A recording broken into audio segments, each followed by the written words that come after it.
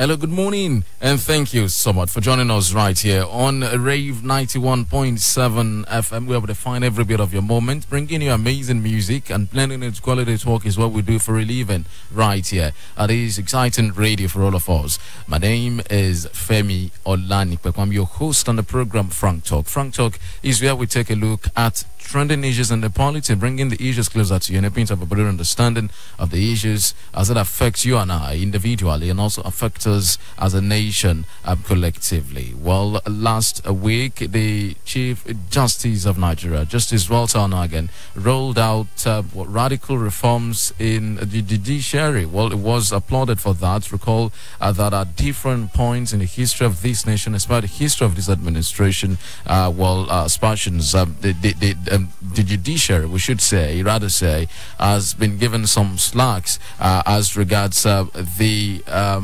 corruption, the war against corruption, and how the judiciary has been proven in many cases to be a cog in the wheel of progress of that particular fight. We'll be looking at some of those reforms that the CGN rolled out, last week, talking about efforts to create, most importantly, special corruption courts, special courts to fight corruption. This is part of what we'll be looking at, amongst other reforms by the judiciary led by the Chief Justice of the Federation this time. We're joined shortly live on the line from Abuja, the Federal Capital Territory, by Dr. Kayode Ajilo. He's a legal practitioner and a human rights activist, and also later on the program, Mr. Misbah Lateef, a lecturer in the Faculty of Law, Femi University, Ife, will be joining us also on the program, looking at the efforts at sanitizing the nation's judiciary, and also, most importantly, looking at some of these reforms as rolled out by the Chief Justice of Nigeria. We're joined live on the line now by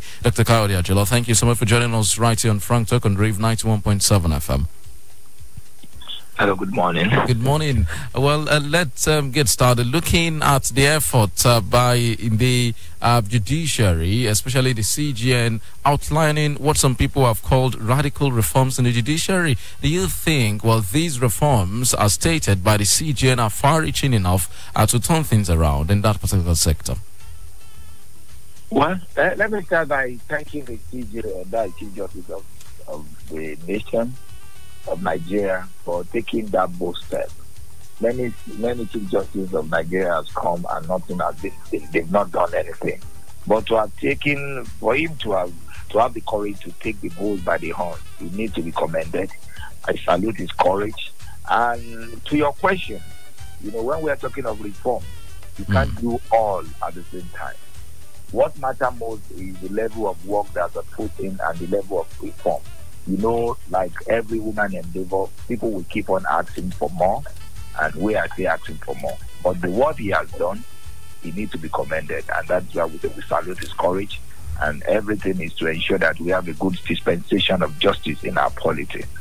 We are for that. Well, the main crux of this particular latest reform is the setting up of special courts to fight corruption. That has been on the table for a very long time, and coming at this time, some people argued against it then, saying we need not establish special courts to fight corruption. They say, do we then also establish special courts to fight kidnapping and to fight robbery? Where do you stand in the midst of this debate?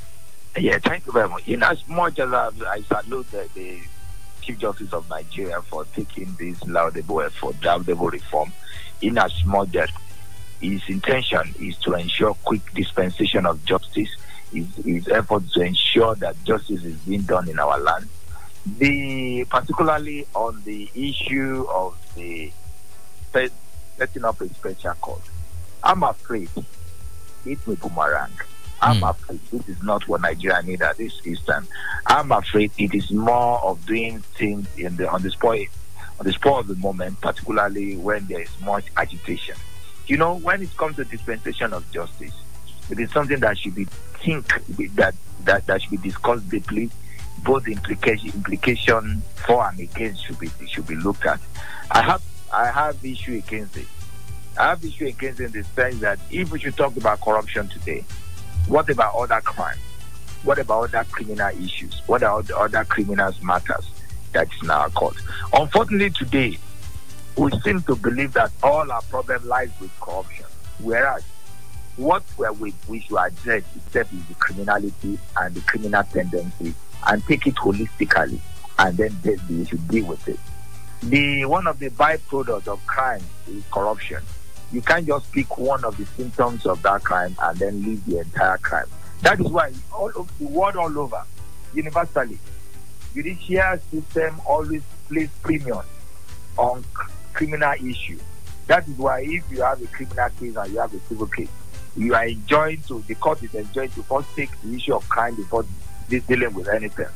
But the way the CJN chooses to pick only issue of crime, only issue of corruption, I think it is something that we know we not achieve what we tend to do. But Dr. Ajilo, it's been said over and over again that corruption seems to be our main problem. It is what has stifled our development, our progress in this country. You've heard about all of the the news report about the humongous sums of money said to have been found in people's private accounts, money taken from the treasury of the federation. Don't you think that these cases, these courts, are just a way to go to nip this particular monster in the bud? I quite say from the point you are saying, but one thing we should know is this. Like I said, corruption is just a infinitesimal part of the crime itself. What I